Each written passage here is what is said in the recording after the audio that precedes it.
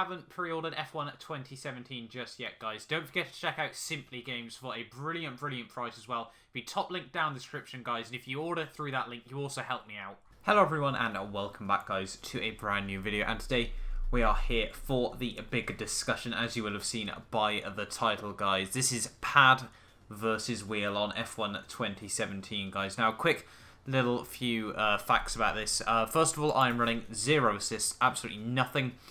These were both very basic laps done. Like, I think these were both all first take, because, you know, I sort of just wanted more to base it up on pick up and play rather than sort of long-term use. This video, I might make another video further down the line, but you've got people like Limitless that are probably better off for this sort of thing, guys. But this is my run then on the wheel. Opted to go with the Mercedes around Spa, guys. I've got a lot of other hot lap videos coming this week, but what I'm going to do is I'm going to talk over each lap, and then I'm going to leave a comparison with both of them side by side at the end of this video, guys. I've got lots of comparison videos coming up over the next 5 days before, obviously, the official launch to everyone else of F1 2017, guys. So hopefully, you know, you do look forward to those. I don't talk over those mainly because some of the classic engines sound godly.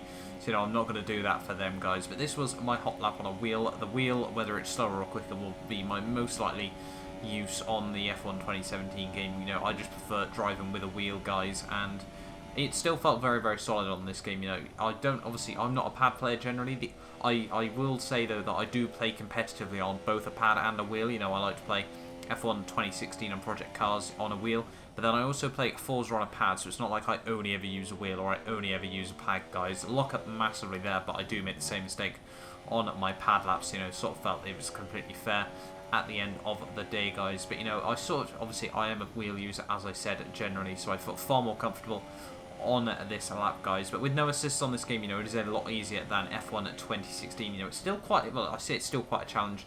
You will still be challenged by it. You won't just be able to full brake into every corner. The back end will kick out on you sometimes. When I was talking to the F1 2017 developers when I was at the London event last week, I was actually playing on a PlayStation 4 controller, and before we move into the pad lap, I will say the PS4 controller is actually, I personally feel, and a lot of the developers said, is a lot better to play the game on, because the rumble vibrations on the PS4 controller are better than the Xbox One controller, guys. We're coming through the final couple of corners then. No assist, as I said, guys, and down towards the line. It's going to be a 1 minute 47.2, if I'm not mistaken there.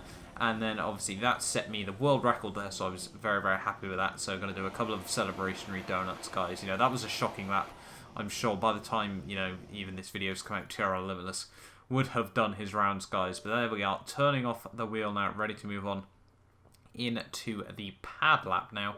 And just moving on now over to the pad, and this could be an interesting test now to see, because this is really the first time I'd ever played F1 2017 on a pad. I hadn't played F1 2016 really on a pad ever, guys, so I'm going to be doing this all no assists once again. They're manual gears and everything, which is the first thing I wanted to talk about. I'm not a fan of doing manual gears in an F1 car on a pad. You know, I just prefer doing it on a wheel. I prefer a proper physical paddle rather than just a little button for it, as well as obviously I prefer pedals over like triggers and things. But coming out of turn 1 there, you know, I was able to hold a not so tight line, but with the pad, it seems on this game that you can just put the power down. It works out near enough perfectly. So when the pad goes down, sorry, when you obviously put your trigger down, the power just goes straight, and the back end 9 times out of 10 will grip up absolutely fine, guys. Now, a lot of complaints the last game were about the sensitivity of the pad, like it took too long to respond. You can see by the wheel motions, you know, they're not smooth like the wheel lap, but, you know, they are still much more sensitive than on F1 2017. Now, there we are, me just making that mistake once again there, and, you know, didn't really feel that either one went better or worse than the other there, guys. But the pad actually, you know, for someone that doesn't play a pad on this game whatsoever, it felt pretty damn strong. You know, I was able to do this. Is obviously my first lap, as you would have seen.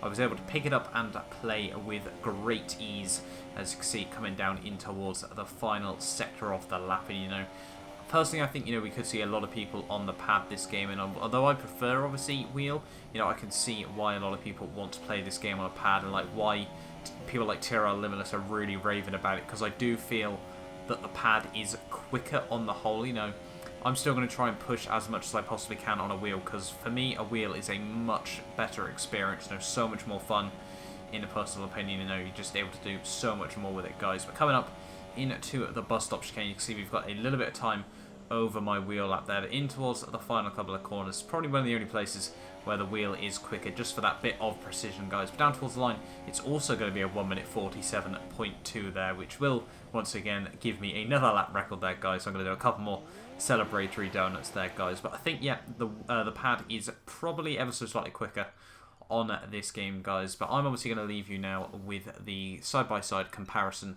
of this lap, guys. Don't forget to like, subscribe for so much F1 content coming over the course of this week, guys. You would have already seen my career mode kicking off this morning, guys. But thank you ever so much for watching, and goodbye.